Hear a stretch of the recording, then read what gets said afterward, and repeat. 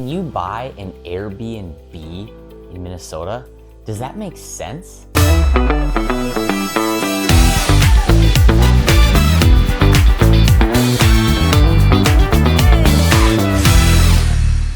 It actually does, and today we're going to talk about it. What's up, everybody? Rowe here with the Living in Minneapolis team. We're gonna get right into this. I'm so thankful that you guys are here for this video. I think it'll be super helpful because I have a lot of clients, whether they're moving from out of state or moving in state, or they're looking at investment real estate. Airbnb, VRBOs, those are really big right now. And let's be honest, Minnesota is not the top of the line, top of the priority place that people think about when they're thinking about investing into a property and renting it out as an Airbnb or a short-term rental. Most people think of Texas, most people think of maybe Florida, most people think of Arizona, more warmer climates, but Minnesota in general, whether it's Minneapolis, Metro, or other areas, can actually be a really, really good investment. So we're gonna talk about it today and kind of fill you guys in on how it can successfully be done. Okay, so diving into this right away. Minneapolis and St. Paul, both those metros, have a lot of small to medium size and even large businesses, all right? There's a lot of business here, right? So you have United Health Group, you have Best Buy, you have Target, you have CHS Robinson, you have US Bank, you have General Mills, you have very large corporations that are based in Minnesota and the Minneapolis metro area. So why people are coming here a lot is because their work is here. They're traveling here a lot. I've met a lot of people who live in Colorado or live in Florida or live in Washington, and they come here for work, right? So you have a lot of people that are traveling here for work and they need places to stay, all right? So if you are a person who is traveling in Minnesota a lot, well then maybe you should consider moving, not necessarily moving to Minnesota, but coming to Minnesota, buying a property, whether it's even a townhome, a condo, or a small house, or anything that you really desire, and rent that out as an Airbnb while you're away, because you're always gonna have demand. The second thing is a lot of people look at is Minneapolis and kind of just Minnesota in general has a lot of lakes, right? We're known for the land of 10,000 lakes. So I've seen a lot of people be very successful with renting out cabins as well. Maybe you're in a state, or maybe you're someplace where you don't necessarily have lakes, but you want to get on the lake, right? Well, a lot of opportunities to get on a lake here in Minnesota, and a lot of people don't have cabins, but if you do own a cabin that's on a lake with lake access, that is a huge demand here and kind of all over the metro, but really anywhere in the state. So if you own that property, there's always going to be demand, especially in the spring and summer months. The fall and winter months, they're going to dive off a little bit. You might have a few people that want to ice fish or cross country ski or use those cabins for other things, but you can make a lot of income and have a lot of success during those summer months when you have families that really want to get out on the lake and celebrate July 4th, celebrate Memorial Day, or just get together as a family or get together as friends and enjoy a lake. So if you own a property like that, it provides a really, really awesome opportunity. So one is you have a lot of people moving here for business, traveling here for business, so there's a lot of opportunity there. And the second thing is obviously the cabins and lakefront property that are in the greater state of Minnesota. So we kind of talked about quickly why Airbnb can be successful here in Minnesota, but that doesn't mean that it's going to be very successful everywhere. You do have to be selective in the areas you want to be. One is obviously when you're looking at lakes, you just want to be on more popular lakes, but really any lake in general, but any lake that has access to be on, have boats and is it fishing?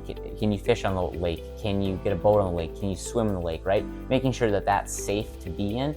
Is there other people that have docks, other people that are using the lake?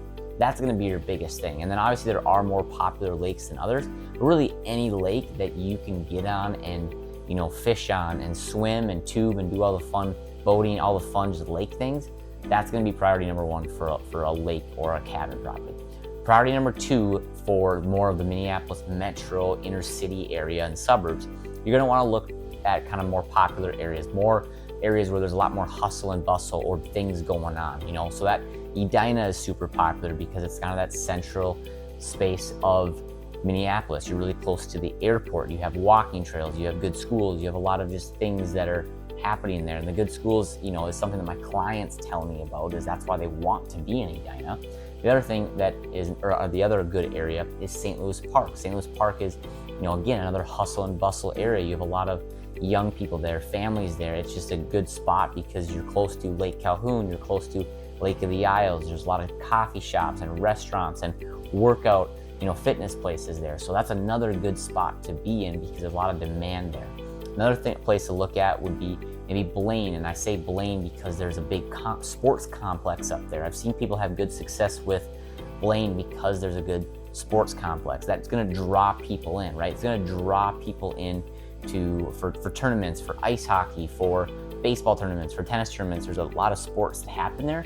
So people and families have to travel from different states to come here, and they're going to want to rent property or a house that is close to that complex area. So being close to the airport, being close to sports areas like that, being close to downtown, being close to the hustle and bustle areas, being close to trails and walking paths, all of that's gonna factor into it. Minnetonka is another great place to look at, or Wayzata, because you're close to Lake Minnetonka, which also is another hustle and bustle area, and people love to be on that lake and swim on that lake and kayak and jet ski, and just people want to be on that lake. So if you can have a property over in that area and rent it out as a short term, there's going to be a lot of opportunity there for you as well. And you might not even get only people that are wanting to travel into Minnesota and go to Lake Minnetonka. You're probably going to even rent to other families that are already living in Minnesota.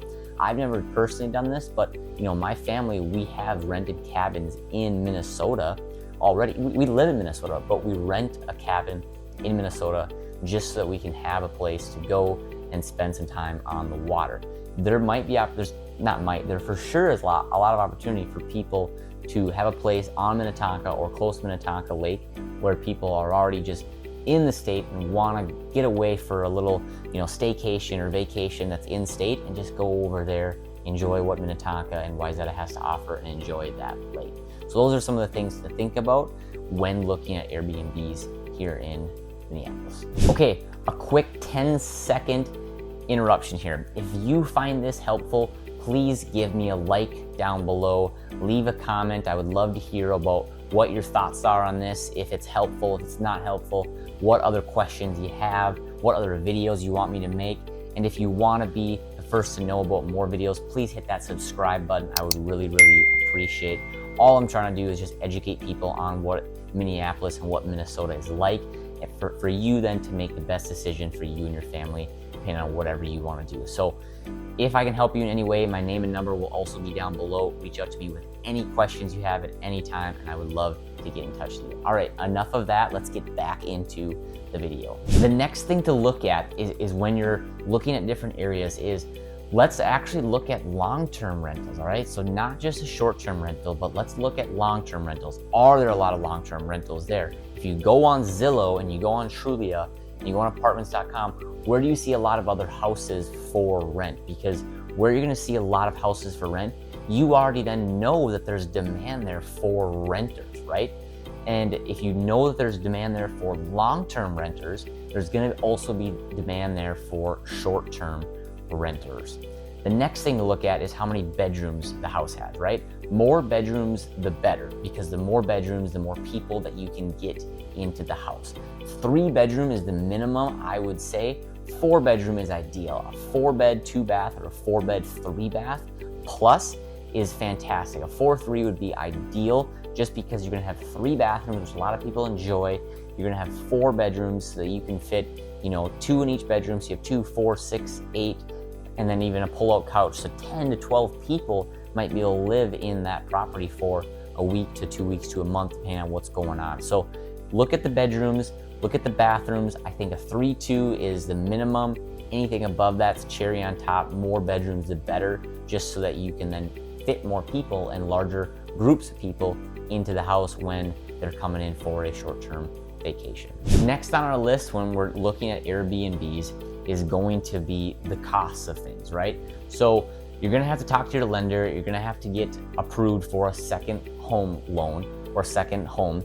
A lot of these programs allow you to put 10% down as a minimum. The closing costs for these types of things is going to be a little bit more expensive, just the way that the rates are and the way that the closing costs work. But get in touch with a lender. If you need any local lender recommendations, I can absolutely refer you to some people here in Minnesota that know this market and can get you set up for success here locally.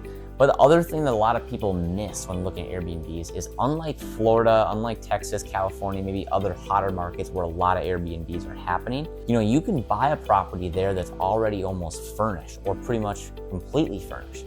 Here in Minnesota, that's not going to be the case most of the time. You're not going to see Airbnbs come up for sale that are already furnished, where the seller is going to leave the property furnished. You are going to have to factor that into your upfront costs to getting started. So what that's going to look like is it could be $10,000 to $20,000 potentially upfront to furnish a property with couches and with TVs and beds and a kitchen table and the utensils, right? So just think about that, right? You're going to have your closing costs, you're going to have your down payment, and you're then also going to have to furnish the property for it to be successful when you are not using that. That's something a lot of people miss, and I just want to make sure that you know about that. When looking at Airbnb rental rates, it's not as clear-cut as long-term rental rates. You can go and use rentometer.com. That's a place to look at long-term rates. Okay, so you're probably thinking now, hey Jade, this all sounds great, but what can I rent the properties for per night, right? That's gonna really depend on obviously the area, the bedrooms and bathrooms. But I'm gonna point you towards a resource, because short-term rental rates, it's harder to find good data and info on that versus long-term. You can go on Zillow, you can go on Trulia.